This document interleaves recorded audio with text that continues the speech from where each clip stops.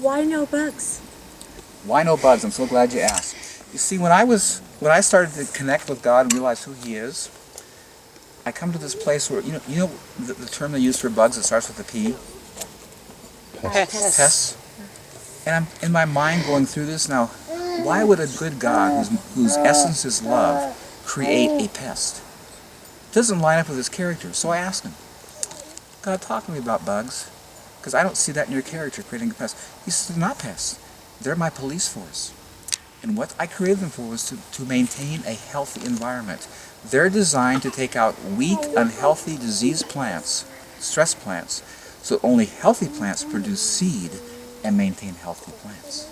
You see, if unhealthy plants were allowed to live and produce seed, plants become extinct.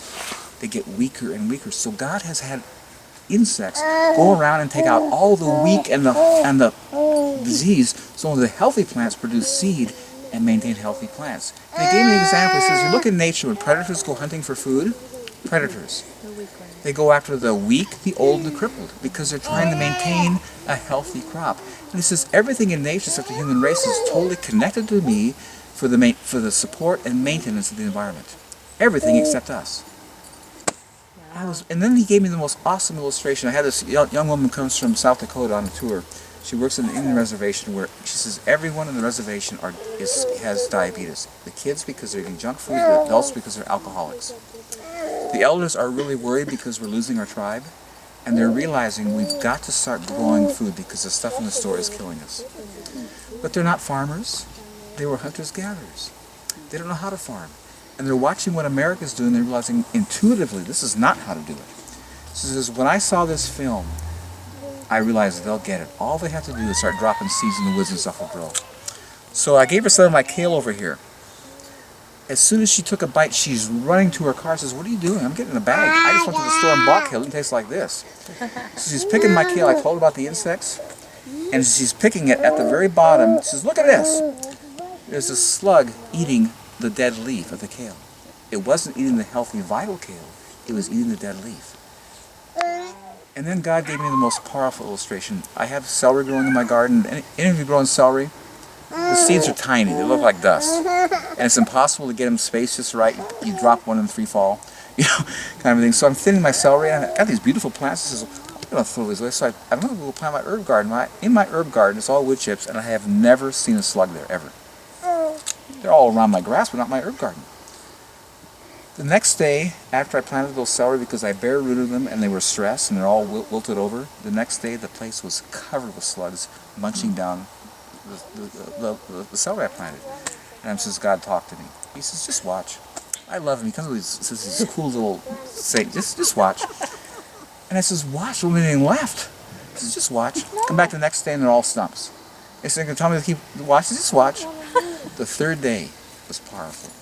I come back the third day and there was no slug. And he said this. He said, the slugs never bothered your celery in the garden because it was always healthy and vital. When you moved them, they were stressed and they put out a signal, a message, I'm dying, take me out.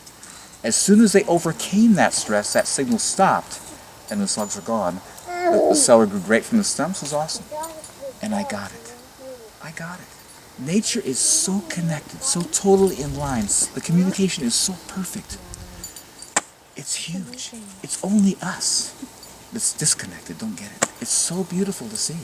When I came here, I had all kinds of insect issues and fungus and stuff in my trees. I have none now because the trees are well. And if you're in good health, you're properly hydrated, you're eating well, you have a good mental attitude, you're getting proper sleep, you can be around people coughing, sneezing, flus, everything. It doesn't bother you because your immune system's working. But if you're stressed, you're worn out, you're dehydrated, you'll get sick.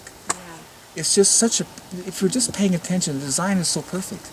You know, and it's so pathetic how we in this educated culture, allopathic medicine, we have a headache, we take a Tylenol. That's as insane as when the red light comes onto your car saying your oil's low, to unscrew the bolt. The headache is a symptom that you're not taking care of yourself. You're stressed, you're not eating well. Correct your lifestyle, the headache goes away. Don't go pulling a light bulb out. Come on. It's just so stupid. And we're always treating symptoms. We don't go to the root problem. Like, you have an issue here. You got to correct. And if you'll correct that symptom, that warning light goes away. It's just, This is so incredible.